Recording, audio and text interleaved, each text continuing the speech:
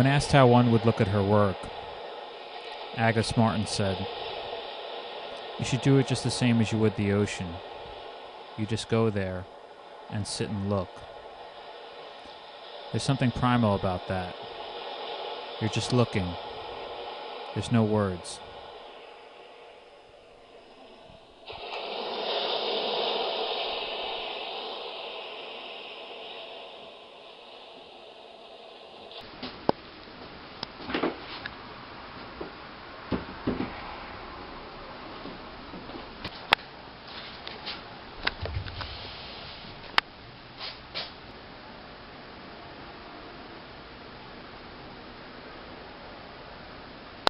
Having a studio is mainly for figurative painting and to look at my work, but I don't paint these paintings here.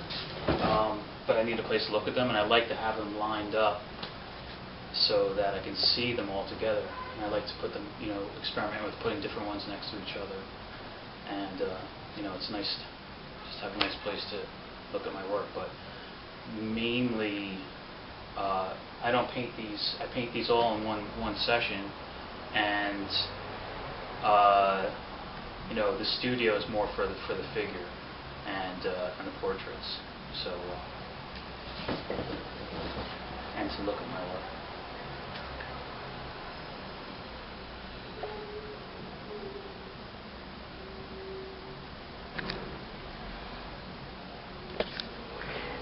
After you've painted the landscapes from nature, do you and you come in to sort of review them and just sort of figure out things about them, do you go back out the next time with the ideas that you got from looking at them in the studio? So I think the thing I like about going and doing these paintings is that you'd think that they'd all be the same, and you'd think that they'd all be really similar, but it's like amazing. Like I have like two main places that I go to, but it's always different. The weather is always different. The water is always different. I usually go like in the afternoon because I don't want such intense light that, I don't know. They're always just different, and I don't have to try. And I like that. I don't feel like I'm doing the same thing over and over. I feel like, I like to I have motifs that I use over and over, but it's always fresh because every day is different, and I like that. I like that every day is different. So it's like I can have a preconceived notion about what I want to do, but I always end up with something that's completely different than I expect, and that's what I like about it. I never end up with something that I expected. I always end up with something that's just completely, I love that about painting, that like you end up with something that's, it didn't exist before, and because of the way that the ocean is, and the sand and the sky, like I have to improvise a certain amount. So there is like, I like this relationship with like that kind of like abstract American painting. I have to improvise because they're paintings. They're not water and sand and sky. They're paintings. So I have to, I use that inspiration, but there's a certain amount of improvisation that goes along with making these paintings, and I like that.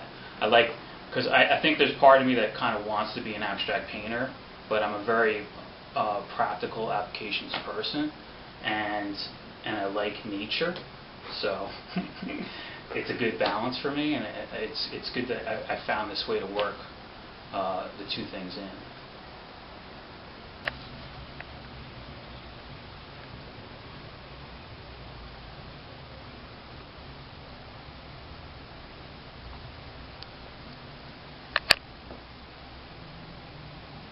The idea behind these are just quick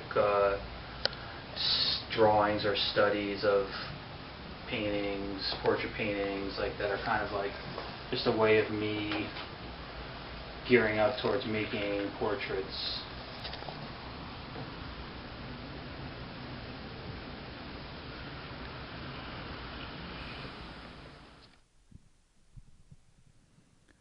The portraits are of friends and family. The poses and environments make reference to various sources from the history of painting. I take a very intuitive approach to this. I look for a pose that works for that particular person. When selecting an environment, I try to find sources that relate to my experience of the subject. The pose and the background are not always from the same source. The most important thing is that it feels right. My intention is not to recreate or update paintings from the past. Rather, I'm interested in making connections from my relationship with the subjects to my experience of the history of painting.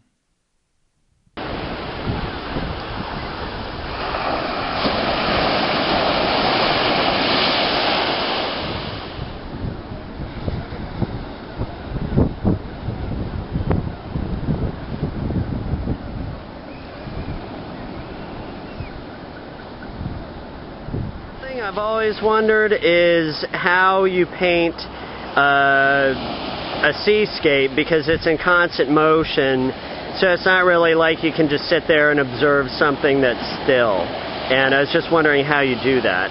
Well, you have to make decisions at some point because it is constantly moving, so it is very difficult and you have to make choices. And I have to work fast because it's constantly changing. The clouds are moving through, there's waves are just constantly moving, so I just have to make choices and have to try to find my way and just make a painting. It's just, I have to work fast or I'd be here all day, so if I don't want to torture myself, I just have to kind of make some decisions and kind of just do it. I don't know, it just happens, you know, I just have to do it. Try to find some way of painting making sense. It's a challenge, it's definitely a challenge, because it is constantly moving, and I guess that's what forces me to move fast, because if I hold on to anything, it's gone.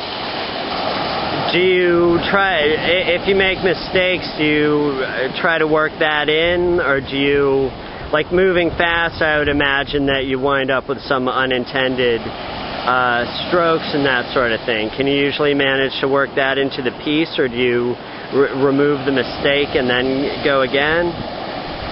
Well, I think the whole painting has to work together as a unit. So there's three basic elements. You have the sky, the water, and the sand. And all those things have to work together in some way. So sometimes the sand will have a little more attention, or the water, or the sky, but they all have to work in concert to each other. So I think a lot of times I have this preconceived notion, but it never ends up being anything like I envisioned. I have to. It's always a surprise, so there's always surprises, and it's always a challenge. I have to find new ways of doing it. It's never a formula. Even though it's the same motif and it's the same basic elements, every time I have to try to invent some new way of painting this, you know?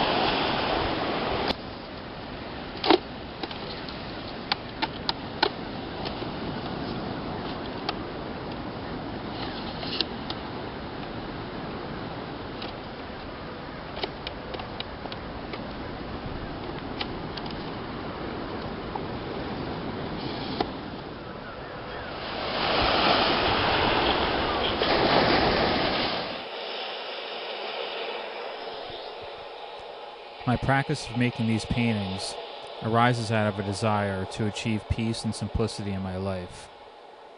Weather permitting, I like to go for a swim when I make these paintings. I am drawn to the meditative effect that the beach horizon gives me. When I look at the horizon and I enter the water, I feel that I am part of something greater than myself, much as I do when I engage in the act of painting itself.